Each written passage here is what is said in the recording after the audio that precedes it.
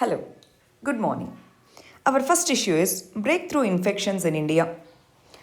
Indian SARS-CoV-2 Genome Consortium has recently published a report in which it has said that breakthrough infections, which means infections after taking 2 doses of vaccines.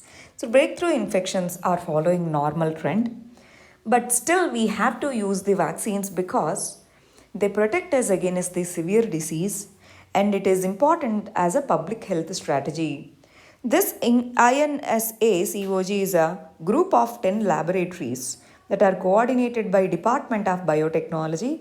This particular group, they go for genome sequencing. They identify the evolving trends with regard to the SARS-CoV-2 genome.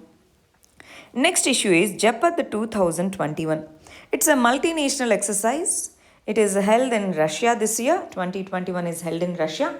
Overall, 17 countries are invited. Out of them, 9 are participating, which includes India. 8 are observing countries, which include China and Pakistan. ZAPAD 2021 is the theater level exercises of Russian armed forces, and we are also sending 200 troops from India. It will focus primarily on counter-terrorism operations. ZAPAD 2021 counter-terrorism operations. NIHANS Russia. Overall 17 countries are participating. India is a participating member country. Next issue is Ladakh. Ladakh adopted state animal and state bird. 2 endangered species of the region, which are snow leopard and black-necked crane. Snow leopard is adapted as a state animal and black-necked crane is adapted as the state bird. From the Jammu and Kashmir state, 2 union territories are created. One is Ladakh Union Territory, second one is Jammu and Kashmir Union Territory.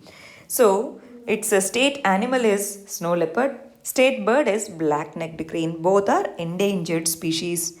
Next issue is economic emergencies imposed in Sri Lanka. Sri Lankan president has imposed economic emergency where our military will be playing important role in controlling the prices of essential items. There's a steep rise in the inflation which led to steep fall in the value of the currency and it increased the food prices. That's why Sri Lanka has imposed, it declared the economic emergency. Now military will oversee the action which gives the powers to the military officials to ensure essential items are supplied throughout the country. Economic emergency is recently imposed in Sri Lanka because of food inflation. Next issue is USA and Afghanistan. USA stayed in Afghanistan for 20 years. Now it has left. What are the achievements of USA? What are the issues over there? First one is USA, it can take credit for disrupting Al-Qaeda networks. With the tag of war on terror, in 2001, USA invaded Afghanistan. Al-Qaeda groups, it attacked USA in 2001 Twin Towers. As a retaliatory measure, as Taliban were providing sanctuary to Al-Qaeda, at the time Taliban were ruling Afghanistan, sanctuary to Al-Qaeda, USA invaded Afghanistan. Now after 20 years, after spending over $2 trillion of money and losing 2,300 soldiers from USA side, they are going back now. Taliban are in power. Al-Qaeda weakened. But then now USA says that our major enemy is Al-Qaeda. When we invaded Afghanistan, when we declared war on terror, we declared war on terror on Al-Qaeda, not on Taliban. Now we have the assurances from Taliban saying that foreign terror groups won't be present on its soil. But we have to consider this fact that ISIS, that is Islamic State, is stronger. It was defeated in Syria, Iraq and other places, but it is stronger in Afghanistan. Recent Kabul airport attacks are done by Islamic State. Now, how can we assess the success of USA in this context? This has become a question now. Next issue is GST Council on compensation. Recently, GST monthly returns were comparatively less. In this context, there are many controversies between central government and state government with regard to GST compensation. 45th GST Council meeting will be chaired by Finance Minister. In this particular meeting, special session will be convened to discuss the GST compensation issue. What is GST compensation issue? Central government has promised that in case of any losses or in case of any less amount of taxes received by the states as compared to the earlier ones, the central government is going to provide compensation. That is for 5 years. Now, by 2022, this 5 years time period is going to end. States now are requesting the central government to extend this particular period because the GST revenues have not stabilized. Plus, this pandemic has impacted the revenues of the states heavily. In this context, let us understand what is GST Council. GST Council is a constitutional body under Article 279A. GST Council is chaired by Union Finance Minister.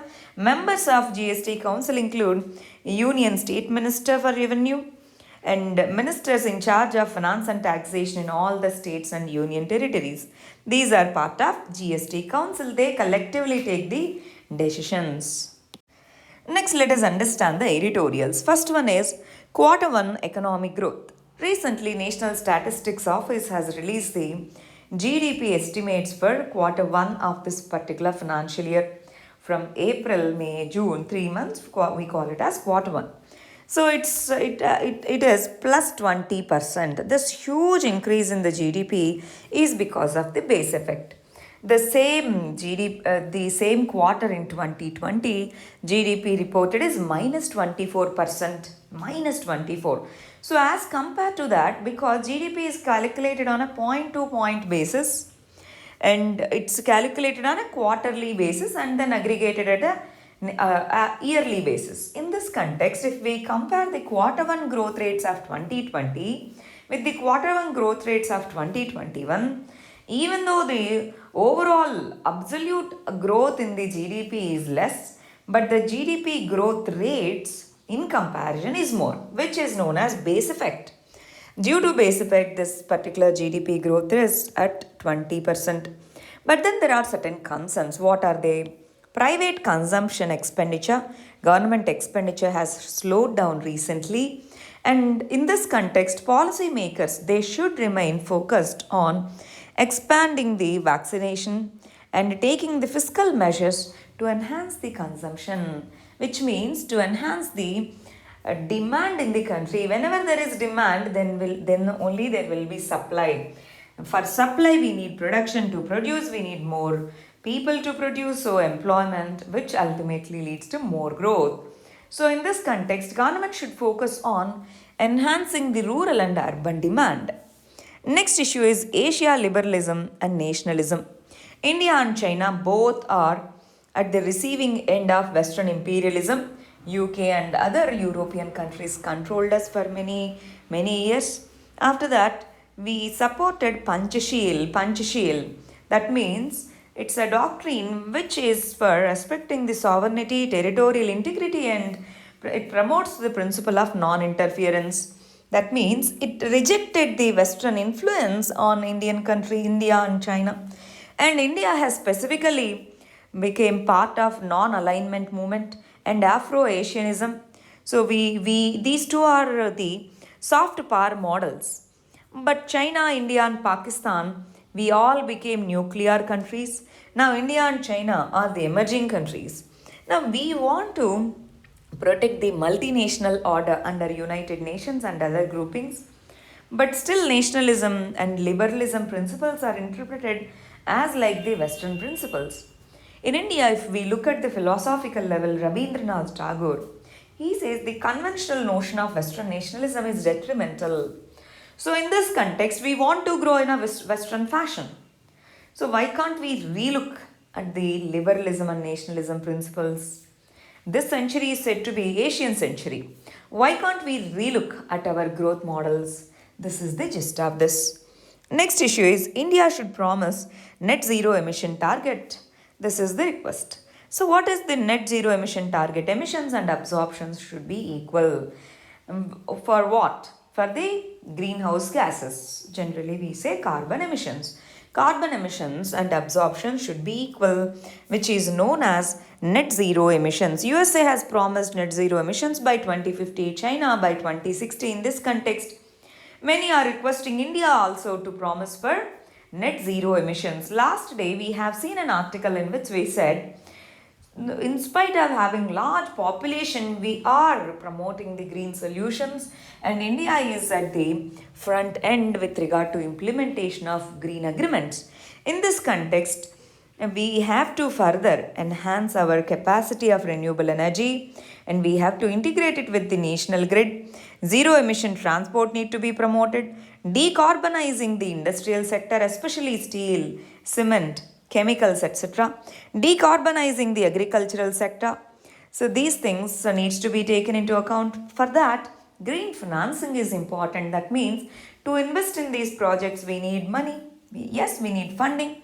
So that needs to be focused using alternative methods. So plus donor support needs to be taken. Private sector finance needs to be augmented. Green bonds, climate transition funds, these all needs to be directed and focused towards achieving net zero emissions. Next issue is microfinance sector. Recently, RBI has released consultative document on regulation of microfinance. So earlier we had this committee known as Malegaon Committee. This committee was dealing with MFIs. Now, this particular new report, this document, it tries to look at this sector from a fresh angle. MFIs, microfinance institutions are important now, especially in the post-COVID economy. For the recovery, microfinance is important. In this context, this document has defined microfinance as a means of collateral-free loans to the households with the annual incomes up to 1,25,000 to 2 lakh rupees in both rural and urban areas. How do we calculate the annual incomes? That's a question now. Calculation of annual incomes became a challenge now. So this has to be addressed, and then the bottlenecks with regard to MFIs, that is reach, accessibility, interest rates, these things needs to be addressed. These are the articles for today. Thank you very much. All the very best.